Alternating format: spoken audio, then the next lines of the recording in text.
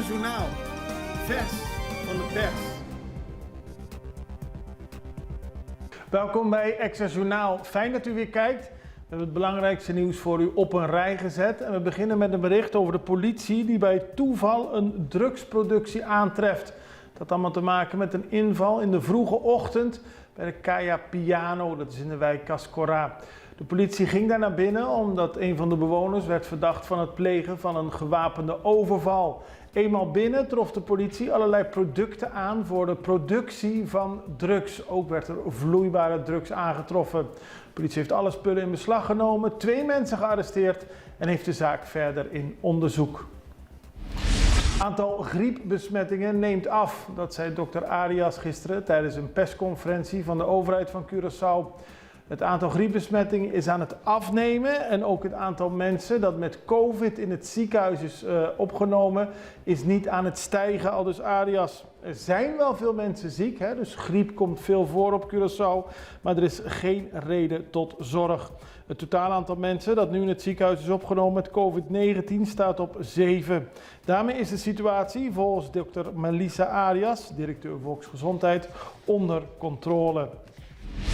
Haitiaanse moordverdachte moet per direct vrij. Gisteren in een hoge beroepszaak vond er een spannende ontknoping plaats van een zaak waarbij 2 mannen in eerste instantie zijn veroordeeld voor een moord.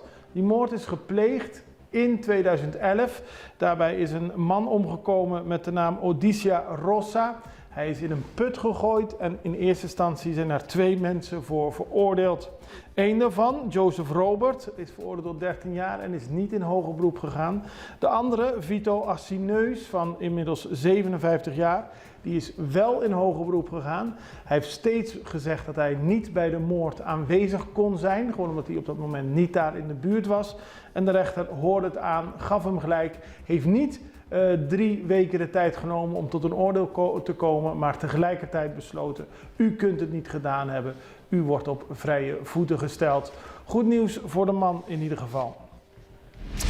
Nieuwe campagne tegen misbruik. Bosti Juventud, de organisatie die al jarenlang strijdt tegen onder meer kindermisbruik, die is een nieuwe campagne begonnen. Gisteren werd dat gepresenteerd. Kuki Dereci, zwarte t-shirts, witte tekst. Wordt een campagne begonnen. Met welk recht denken mensen soms aan jongeren, kinderen, maar ook aan volwassenen te kunnen komen. Misbruik proberen te maken, aanranden, al dat soort zaken moet tegengegaan worden. Er moet bewustwording overkomen. En tijdens de carnavalperiode zult u veel dat t-shirt Kuki Dereci zien. Aldus Bosti Juventud. Dan heeft de minister van SOAW, Roetmilde Larmonie Cecilia, François Simon als nieuwe SVB-directeur benoemd.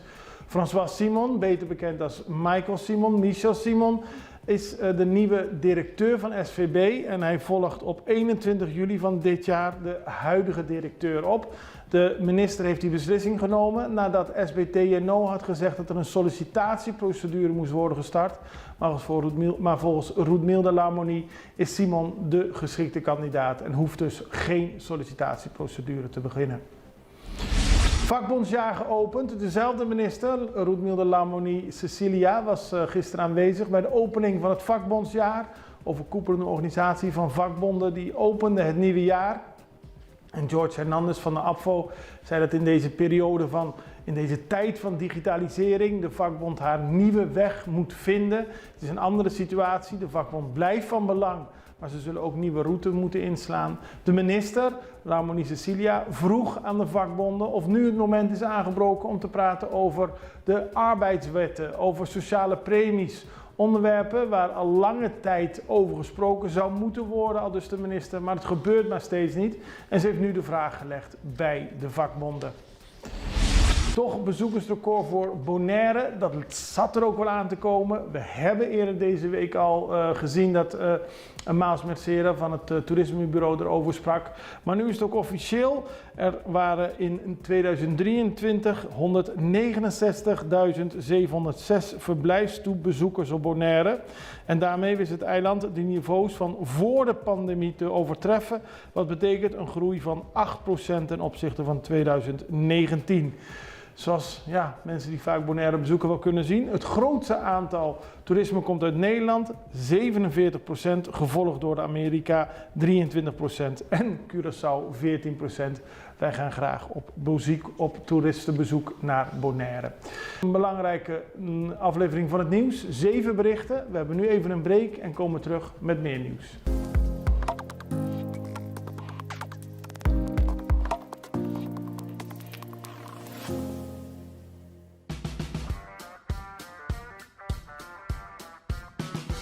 Bom menina Heavy Mix Concrete. Na ano 2009, família Vieira alante companhia bonita aqui.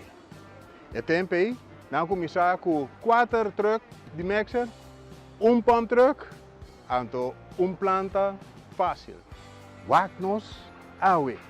Awe, nós temos 4 trucks de beton, 5 pump truck, planta de beton novo, puta ready mix batch plant. Com capacidade de no menos 120 cubos por hora. Corta explicação de Ready Mix Batching Plant, tá com a planta aqui, beton te worden mesclado, dengan mixer de a planta e não dengan truck.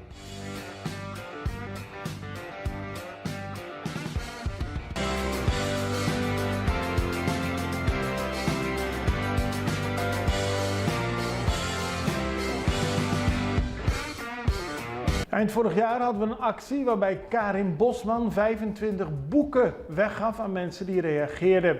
Nu komt ze met een nieuwe actie en dat heeft te maken met een event dat plaats gaat vinden op 22 maart. Karin Bosman legt uit. Nou, op 22 maart is er een heel bijzonder en mooi event, een congres, wat samen wordt georganiseerd met Optima. Waar we een hele dag aandacht gaan besteden aan een veilige en respectvolle werkomgeving. En hoe kom je tot die omgeving, wat is daarvoor nodig, waar vooral heel veel praktische tips worden gegeven, veel verhalen worden verteld. Waar eigenlijk iedereen bij zou moeten zijn om daarna zeg maar, met elkaar aan de slag te gaan.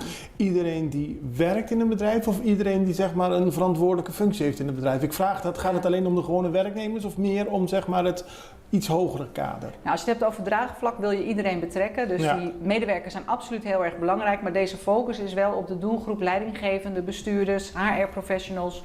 Om die zeg maar mee te nemen in een preventieve aanpak om ongewenst gedrag te voorkomen. En daarmee te verzorgen dat het verzuim in de organisatie zeg maar, naar beneden wordt gebracht.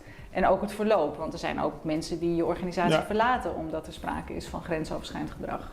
Het is een onderwerp dat eigenlijk al 100 jaar geleden aan de orde had moeten komen, maar het is in de afgelopen jaren meer en meer aan de aandacht gekomen. Mede dankzij jou in Nederland, hier ook op Curaçao. Ja. Welke wereld is er nog te winnen wat dat betreft? Nou, er zijn best wel heel veel stappen te maken. Je ziet nu dat vooral organisaties heel erg gefixeerd zijn op een reactieve cultuur. Dus de meldprocedures, het beleid. Als er iets mis is, dan moet je het kunnen melden. Dan moet je ergens terecht kunnen. Ja. Maar als je je daar zeg maar, heel erg aan vastklampt, dan belemmert dat alle preventieve interventies. En die preventieve interventies zijn op langere termijn natuurlijk veel waardevoller voor je organisatie. Want daarmee voorkom je op langere termijn grensoverschrijdend gedrag en heb je de mogelijkheid om een cultuur te creëren waarbij iedereen zich verantwoordelijk voelt voor dat positieve werkklimaat. En dat is waar we naartoe willen en dat staat in de kinderschoenen. En of het nu gaat om Curaçao, Aruba of om Nederland, dat staat overal in de kinderschoenen.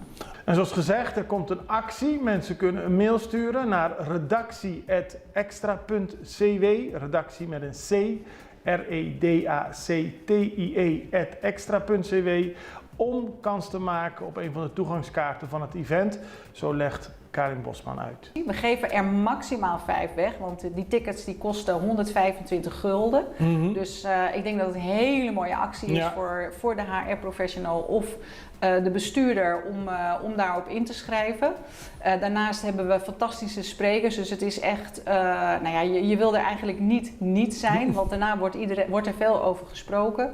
En we doen dit samen met Optima, dus het is heel belangrijk dat we die zichtbaarheid weten te creëren. En het gaat niet alleen om draagvlak bij bestuurders en medewerkers, maar het gaat ook laten zien als organisatie dat je hier achter staat. Ja. Dat je hier een bijdrage aan wil leveren. En dat je wil investeren hierin. Precies, dus investeren is een mooi bruggetje. Wij hebben ook sponsoren nodig om dit event te kunnen dragen. Dus als je als organisatie denkt, ja, ik wil dit maatschappelijke belang steunen. En ik wil laten zien dat ik sta voor die duurzaamheid op een duurzame, veilige werkomgeving. Meld je dan aan via info@optima.cw. Het event wordt gehouden in de Centrale Bank. En dan gaan we nu internationaal nieuws bekijken. Haiti. Daar is sprake van een enorme geweldsexplosie. Sowieso is er al jarenlang sprake van bendegeweld in Haiti en in de hoofdstad Port-au-Prince. Maar de afgelopen dagen was er een langlopend conflict tussen gewapende bendes. En dat escaleerde donderdag. Terwijl elders in de stad demonstranten marcheerden en rekenschap eisten voor de escalerende veiligheidscrisis. Automatische wapens waren vanaf het ochtendgloren te horen in de wijk Solino in het zuiden van Port-au-Prince. Er waren allerlei gevechten tussen bendes. Ook de politie heeft meegedaan. Er zijn in totaal sinds zondag 20 mensen gedood.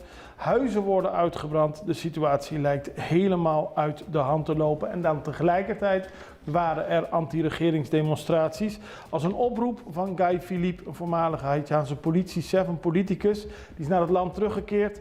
En hij wil dat er een ander regime gaat heersen in Haiti. Veel bewoners willen vooral een einde aan het geweld. Treurige situatie. Oké, dit was Access Journaal. We hebben u op de hoogte gebracht van lokaal nieuws, van een beetje internationaal nieuws. We hebben verschillende punten aangestipt en zullen dat aanstaande maandag weer doen. Ik hoop dat u dan weer kijkt. Het allerbeste. Tot ziens. Dag.